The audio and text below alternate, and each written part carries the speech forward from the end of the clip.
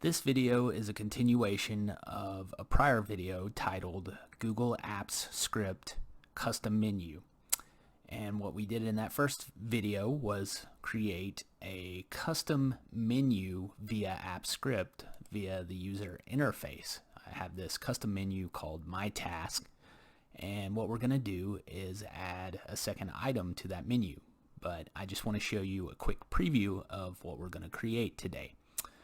So you can see here's the item from last time, add sheet with header, and now I have a second item here in our custom made menu, add days of the current month. And what this will do when I click on it is add a new sheet with all the days in the first column of the current month.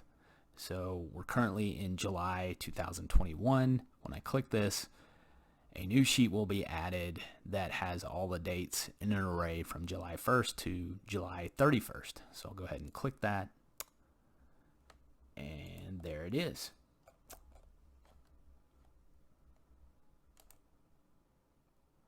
So the first thing we want to do is go back into the script editor window. So I'm going to go to Tools and then Script Editor.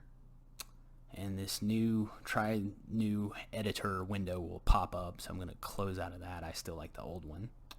So you can see here's the code we had where we left off in the previous video. So I'm going to come down here and add a new function. We'll call this function add sheet with dates.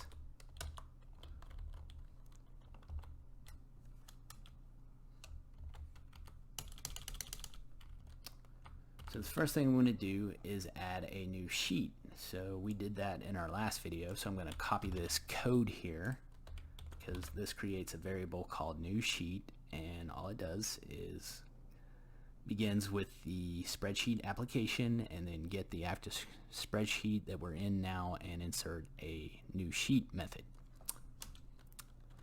So now I want to create a variable called my date, and that is going to be equal to new date. And if we don't provide any inputs in the parentheses here, what this will do is return the current date. So now we have another variable called month end, and this is going to represent the month end date because we want to dynamically return the month end date for whatever current month we're in. The current date right now is July 18th, 2021, and we want a variable that will get the last day. So I'm going to use new date again, and this time we're going to provide inputs. You can provide inputs for year, month, and day. So we're going to begin with year. So we're going to reference the my date variable we just created, and this time we're going to use something called get full year. So this will return the year of the my date variable, which is 2021. So we're going to do a similar thing for the month, my date, and then get month.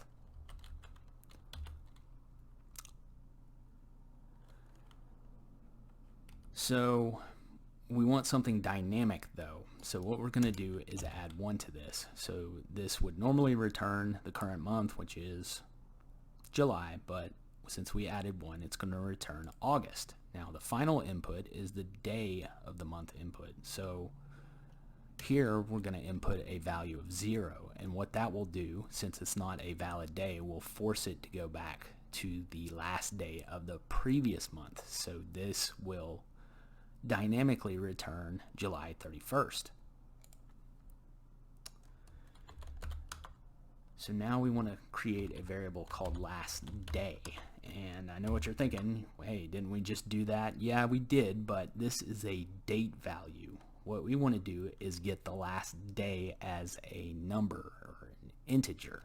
So we're going to reference our month end variable that's a date value and get the date, because this will return 31 as a number.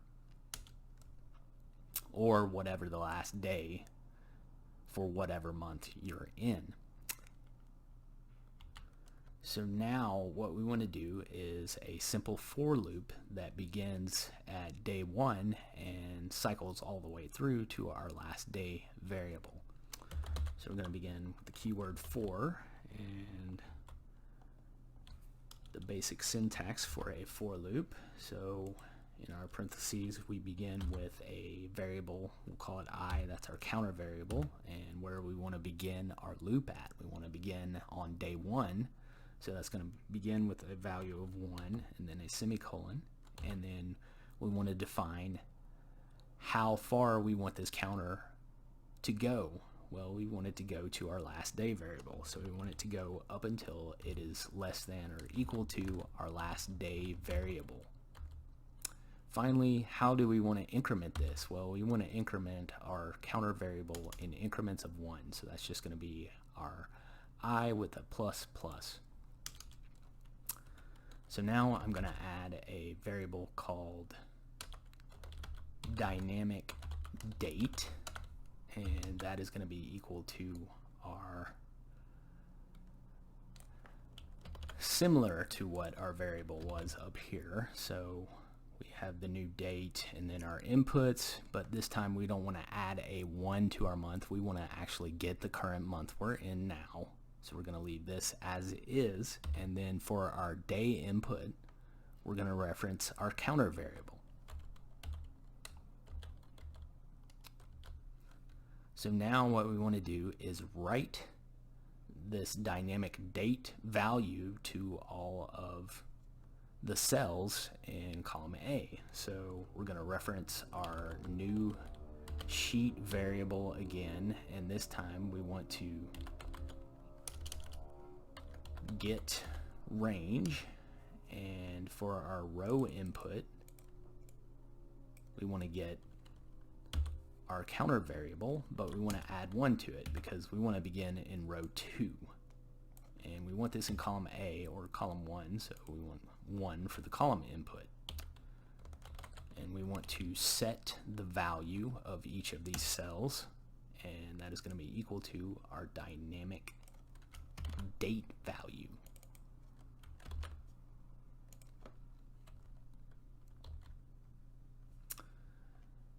And the only other thing I really want to do here is maybe just to add a header in cell A1. So we're going to reference our new sheet variable and then get range row 1 column 1, and then set the value, and that's just going to be equal to text that says date.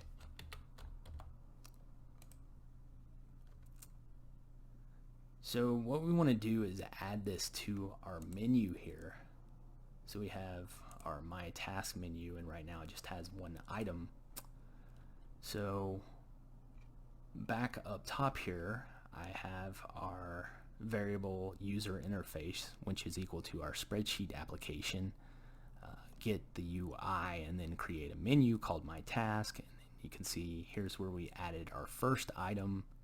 So all we're going to do here is reference our USI variable again.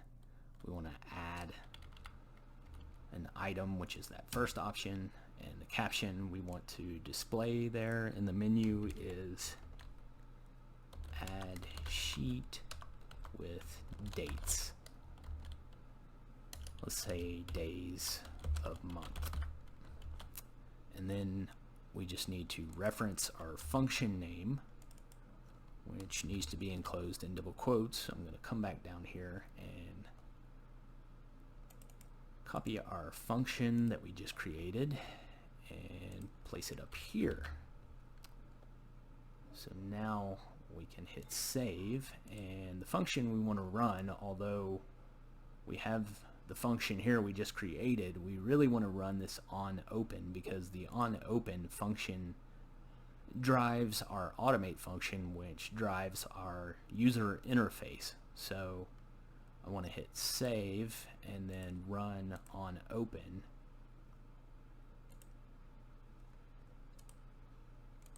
So you can see we have our second menu item there, and now when I click on this, we should get a new sheet with the days of the month for July. And there it is. So that is just a continuation of how you can add items to a custom menu in Google Sheets. Hey, if you like what you saw today, please hit that subscribe button. Thanks for watching.